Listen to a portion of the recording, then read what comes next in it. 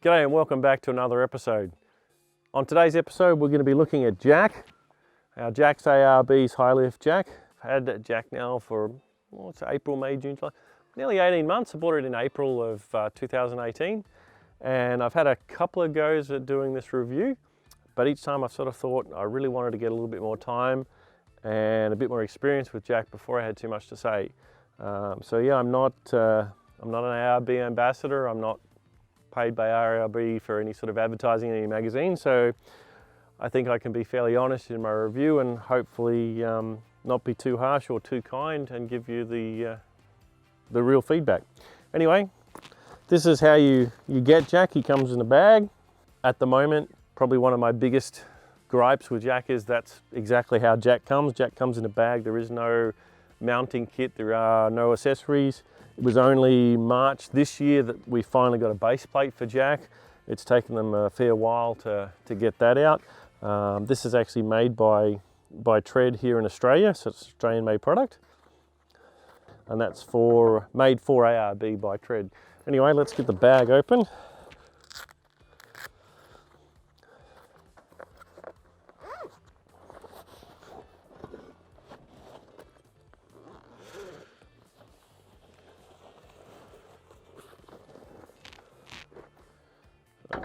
There we go, that's Jack. The bag down there. So here's Jack. I guess straight away you'll notice in terms of high lift Jacks, it's hydraulically driven compared to your traditional ratchet style. I so wanted to like this piece. It's, from a design point of view, absolutely amazing. The features built into it are fantastic. The way it works is really, really good. We took it to the Cape. Therein lies, I guess, the biggest problem we've had with it.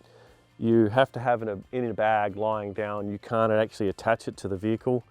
They actually prefer you to have it standing up. And one of the bits of paperwork that come with it, they recommend you actually store it standing up, which is fine when you bring it home and you leave it in the corner of the shed, you can stand it up. But when it's traveling with you, it has to be, well, for us it was much easier because of the weight of it to have it lying down. I'll actually set it up here so you got a bit more of an idea how it works. Let's get the base plate under there.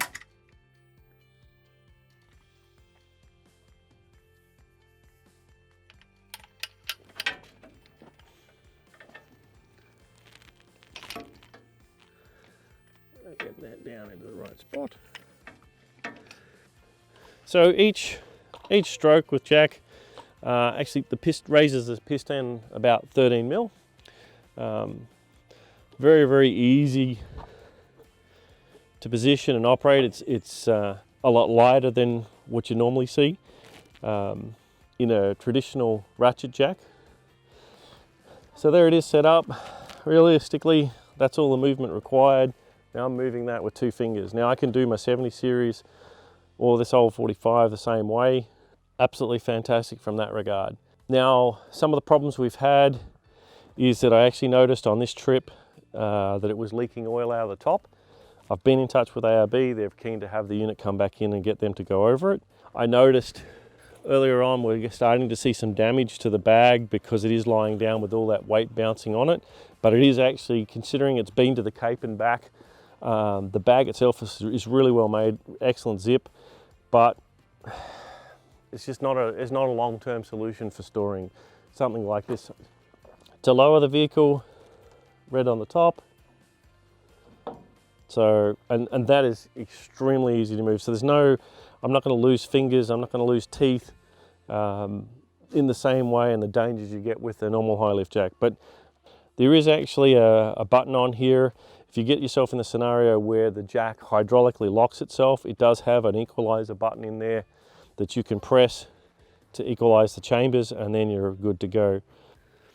So one of the actual really nice features about Jack is it's got a 2-ton or 2,000 kilo working load limit, that's really impressive. I mean, your standard high lift Jack, your ratchet Jack is usually around 1,000 kilos, so we're at double from a working load limit. If you're out there, I guess, with the way vehicles are going these days with your really heavy 70 series, or you're running a really heavy caravan, I guess, you know, that's something where this Jack, that's a real pro for it, is it does have a 2-ton working load limit. And I guess if you've got a caravan and you've got a decent size 70 series, you're going to have somewhere where you can store Jack standing up, so it meets all of those sort of requirements. So I guess in conclusion, would I buy Jack again? Probably not yet. I'd like to see a little bit more development in the accessory side. I'd like to see the likes of Yakima and Rhino come on board and find a way to actually attach this to our vehicles.